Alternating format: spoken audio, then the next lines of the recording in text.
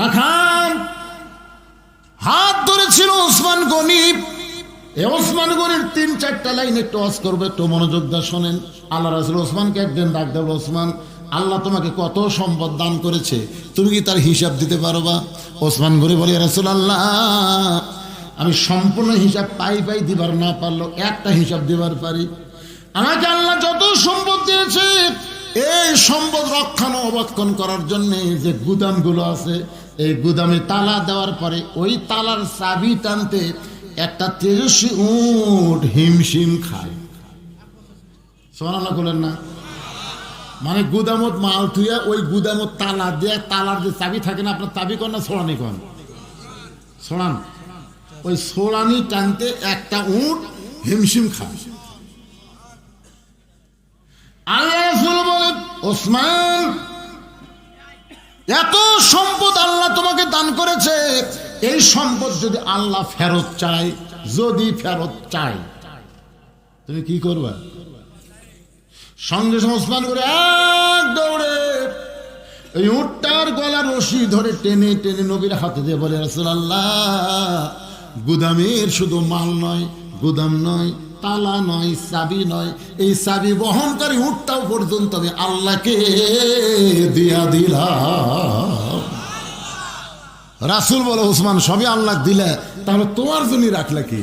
ওসমান গনি বলে, হুজুর, আমার ডান পাশে আল্লাহ, বাম পাশে মুহাম্মদ রাসূলুল্লাহ, এই দুইটা যদি আমার বুকের মধ্যে থাকে, আমার আর কোনো কিছুর দরকার নেই। সঙ্গে সঙ্গে নবী আসমানের দিকে তাকালেন।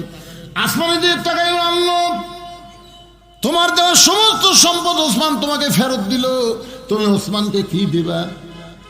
আল্লাহ বলে, বিনিময় হিসাবে আমার গানি ডিগ্রি ওসমানকে দিয়ে দিলাম। ওমর ফারুক ফজরের নামাজ শেষ করলেন। নামাজ শেষ করার পরে তাকে দেখেন সামনে কাতারে ওই রাখাল সাহাবী ওসমান গনির পাশে বসে আছেন।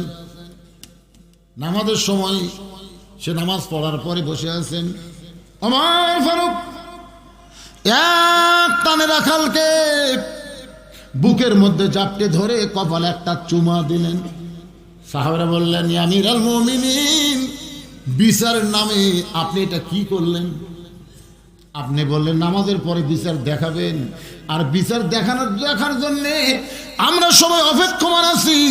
আর আপনি যে আপনাকে তওবা বলাইছে, যে আপনাকে মুনাফিক করেছে, ভণ্ড করেছে, আপনি তাকে বুকের মধ্যে নিয়ে কপালে চুমা দিয়া এটা বিচারের নামে আমাদের কি দেখালে? আজকে বাংলাদেশে বিচারের নামে হাসিনা আমাকে কি দেখাচ্ছে রে? জজকোর্ট, হাইকোর্ট, সুপ্রিম কোর্ট সব হাসিনার দখলে চলে গেছে। তোর এখন কথা ঠিক কিনা? প্রত্যেকটা মানুষ খালি যায় আর কয়, তোর বিচার আল্লাহ করবি রে, তোর বিচার আল্লাহ করবি রে।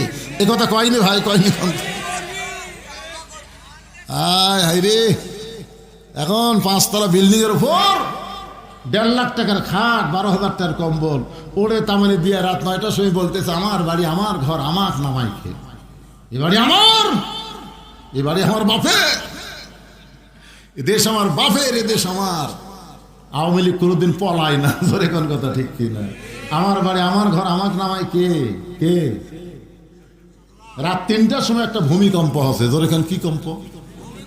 ওই কিন্তু 9টার সময় কষে আমাকে নামাই খেয়ে, যখন ভূমিকম্পে বিল্ডিং লড়ে উঠছে, ওই কি কষে ওটার মনে আছে? ওবায়দুল কাদের কি কয়, খেলা হবি, ধরে কোন কথা ঠিক? এলা কিছু মনে আছে কেন পাগলা? এত ফোর্সে নামছে যে কম্বলের মধ্যে লুঙ্গি খুলে আছে, ওটাও পরার সুযোগ পাইনি।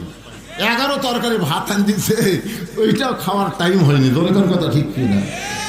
একে ন্যাংটা হয়ে নামছে। ফেরেশতাকে আল্লাহ নামাইলা, তাই বলে এইভাবে ন্যাংটা করে নামালে। আল্লাহ বলেন, তুইজ্জু মান তাশা ওয়া তুযিল্লু মান তাশা বিয়াদিকাল খায়র ইন্নাকা আলা কুল্লি শাইইন কাদির। হুজুর, আমরা ফজরের নামাজ পড় বসে আছি বিচার দেখার জন্য, আপনি কি দেখালেন? এটা বিচার হলো? কি মনে করতেছেন বিচার হয়েছে?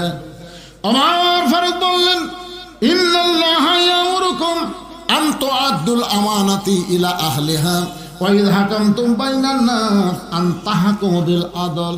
সাহাবীরা রে, রাখালের এত কথা হজম করার পিছনে একটাই কারণ হলো, আমি রাখালকে দেখি নাই, রাখালের তাকওয়া তাকুল্লাহ আল্লাহর ভয় শুধু দেখার জন্যে আমি এত কথা হজম করেছি।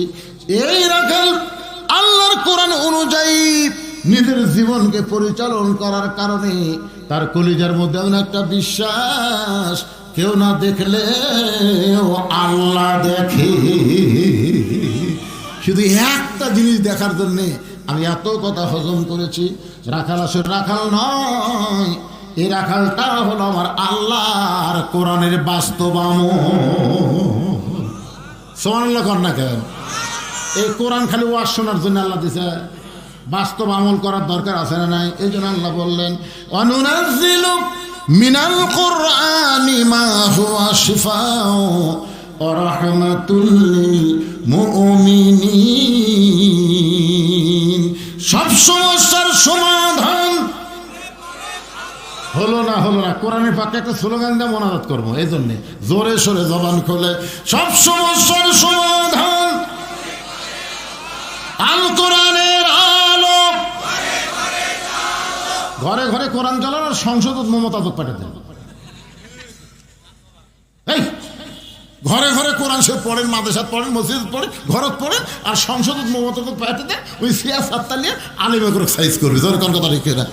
এই জাগা মতো কোরআন শরীফ থোয়া লাগবে রে পাগলা। সেটা কত কি হয়? যেমন করে একটা কাশি দেন, আমি যেভাবে আল কোরআনের আলো আপনার বলবেন সংসদে জালো, আল কোরআনের আলো,